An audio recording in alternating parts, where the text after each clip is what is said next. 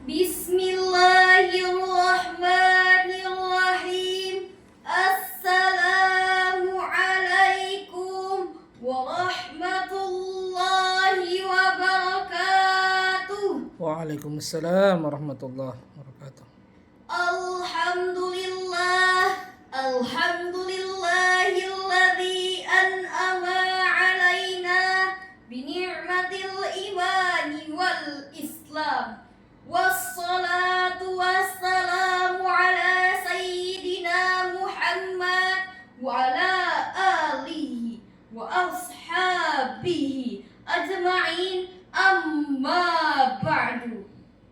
Dewan Hakim yang arif dan bijaksana, teman-teman fasih sebangsa dan setanah air yang kami banggakan. Hujjatul Islam Imam Al-Ghazali, seorang ulama besar dari abad ke-11, dalam kitabnya Ihya Ulumuddin menjelaskan tentang pentingnya belajar dan mendalami ilmu pengetahuan. Beliau juga mengatakan bahwa ilmu merupakan cahaya yang akan menerangi jalan hidup seseorang dan mampu membantunya dalam mencapai kebahagiaan di dunia dan juga di akhirat. Menurut data BPS, tenaga kerja di Indonesia masih didominasi oleh kalangan lulusan SD ke bawah, yakni sebesar 39,10% pada Februari 2022. Hal ini jelas menunjukkan kualitas sumber daya manusia yang masih sangat rendah. Jika demikian hadirin, apa yang dapat kita lakukan untuk meningkatkan ilmu pengetahuan dan teknologi dalam masyarakat Indonesia? Untuk itu hadirin, kami bertiga berdiri di sini menyamakan satu persepsi, menyampaikan dengan penuh percaya diri untuk mendapatkan ridho ilahi, akan membawakan sebuah syarahan Al-Quran dengan tema meningkatkan iptek untuk kemajuan bangsa, sebagaimana yang tercantum dalam Al-Quran. Sebagai landasan utama, marilah bersama-sama kita dengarkan firman Allah Subhanahu wa Ta'ala dalam Al-Quran surah Ar-Rahman ayat 33 sebagai berikut.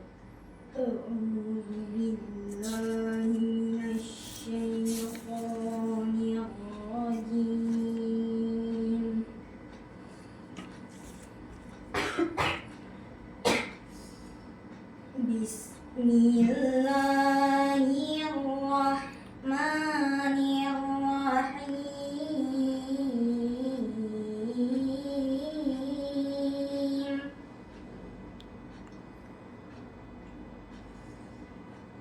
Ya ma'syaral jinni wal insi in istata'tum an tanfudhu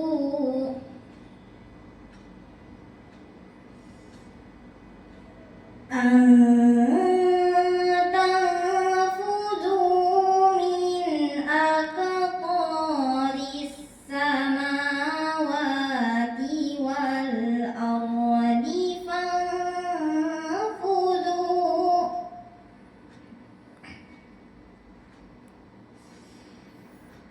la tanfuduna illa bisultan.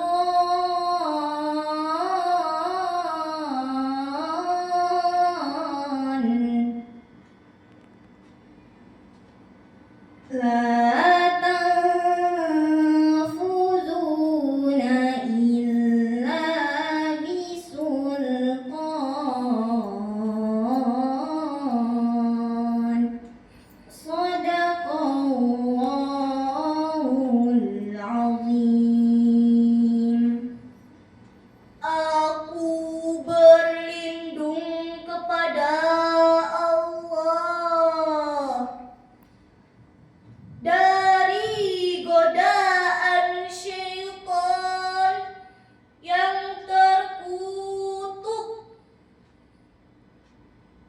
dengan menyebut nama-Mu ya Allah, yang Maha Pengasih lagi Maha Penyayang.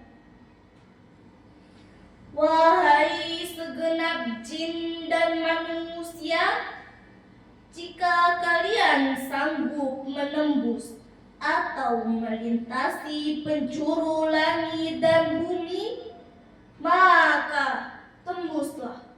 Niscaya kamu tidak akan mampu menembusnya kecuali dengan kekuatan dari Allah. Maha benar firman-Mu ya Allah, lagi Maha Agung. Mengutip buku kajian bahasa perspektif multidisiplin karya Markamah dan kawan-kawan menjelaskan bahwa Allah Subhanahu wa Ta'ala telah memerintahkan jin dan manusia untuk menembus langit dan bumi. Namun, Meskipun telah berupaya dengan ilmu yang didapatkannya, meskipun sudah terdapat teknologi seperti roket yang mencapai luar angkasa, manusia dan jin tidak akan mampu menembusnya. Oleh karena itu, Oleh karena itu, ayo lanjut. Oleh karena itu, hadirin, menurut tafsir Ibnu Katsir, sebagaimana dijelaskan dalam kitabnya Surah Ar-Rahman ayat 33 menjelaskan bahwa manusia tidak akan dapat melarikan diri dari perintah Allah Subhanahu wa Ta'ala dan takdirnya. Bahkan kata Ibnu Katsir, Allah Subhanahu wa Ta'ala senantiasa menyertai kemanapun kalian berada. Dia meliputi kalian dan kalian tidak akan mampu melepaskan diri dari hukumannya. Tidak pula membatalkan hukumannya terhadap kalian. Kemanapun kalian pergi akan selalu diliput. Jelas Ibnu Katsir. Lebih lanjut hadirin, dijelaskan bahwa Surah Ar-Rahman ayat 33 menceritakan tentang keadaan di Yaumul Mahsyar, hari pada saat semua manusia dikumpulkan. Ibnu Katsir menerangkan, pada hari itu semua malaikat mengawasi seluruh makhluk sebanyak 7 saf dari berbagai penjuru, sehingga tak seorang pun dapat melarikan diri kecuali mendapat perintah dari Allah Subhanahu wa Ta'ala. Dewan Hakim yang arif dan bijaksana, teman-teman fasih sebangsa dan setanah air yang kami banggakan. Dengan demikian hadirin, sebagai generasi zaman now, kita dituntut untuk senantiasa menguasai ilmu pengetahuan dan teknologi, namun tetap memperhatikan dan mengedepankan budaya Islam. Jangan sampai kita menjadi pemuda yang hanya cinta terhadap duniawi. jangan sampai kita terjerumus ke dalam perjudian online, serta hindari tren berjoget dan menari-nari di aplikasi sosial media seperti TikTok dan live Instagram. Karena itu bukanlah budaya Islam hadirin, melainkan budayanya orang Yahudi, Majusi, dan Nasrani. Semakin lama kita hidup, semakin jauh kita melangkah, dan semakin banyak hal-hal yang kita tahu. Tapi awas hadirin, jangan sampai terbawa arus. Jangan sampai kita terjerumus ke dalam hal-hal yang membuat kita rugi. Rugi lahir maupun rugi batin. Sekarang ini zamannya modern sis, serba canggih bro, serba teknologi. Mau bicara sambil tatap muka? Tinggal video lokal. Mau tahu berita tentang dunia yang up to date? Tinggal browsing di Google. Ingin tahu kabar sanak family yang berjauhan? Tinggal telepon atau SMS. Masya Allah, serba mudah. Tapi mengapa di balik mudah terbit susah? Di balik kemajuan timbul kemunduran. Hanya satu kuncinya. Apa? Hati. Mengapa hati? Karena hati merupakan penentu baik dan tidaknya tingkah laku seseorang. Sebagaimana sabda Rasulullah Sallallahu Alaihi Wasallam dalam hadis riwayat Imam Bukhari dan Muslim. Ala wa inna fil jasadi mudghatan idza salahat salahal jasadu kullu wa idza fasadat fasadal jasadu kullu ala wa hiyal qalbu. Ingatlah bahwa di dalam jasad itu ada segumpal daging. Jika ia baik, maka baik pula seluruh jasad. Jika ia rusak, maka rusak pula seluruh jasad. Ketahuilah bahwa ia adalah hati atau jantung. Oleh karena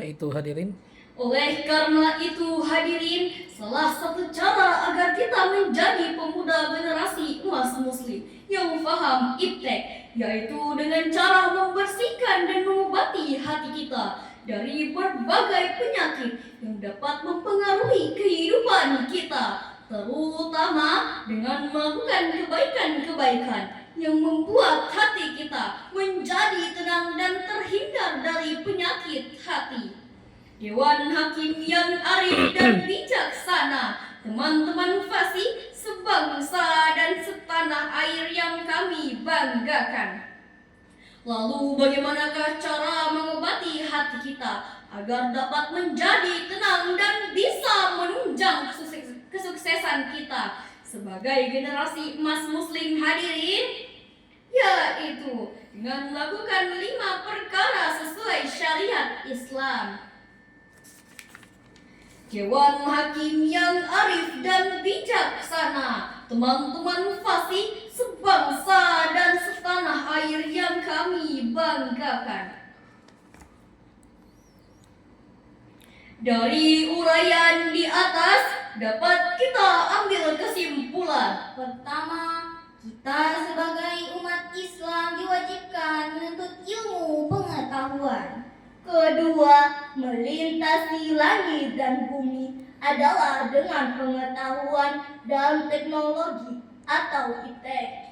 Ketiga, kemajuan suatu peradaban bangsa sangat ditentukan oleh kualitas sumber daya manusia di bidang iptek. Jika kita memotivasi untuk melakukan ketiga hal ini, maka insya Allah bangsa ini akan menjadi negara yang baldatun thayyibatun wa rabbun ghafur. Inilah hadirin carahan yang dapat kami sampaikan pada kesempatan kali ini. Kurang dan lebihnya mohon dimaafkan. Di Papua banyak cendrawasih, roti mengembang diberi ragi. Cukup sekian dan terima kasih. Moga di moga di final. Moga di final. Iya. Moga di final bertemu lagi.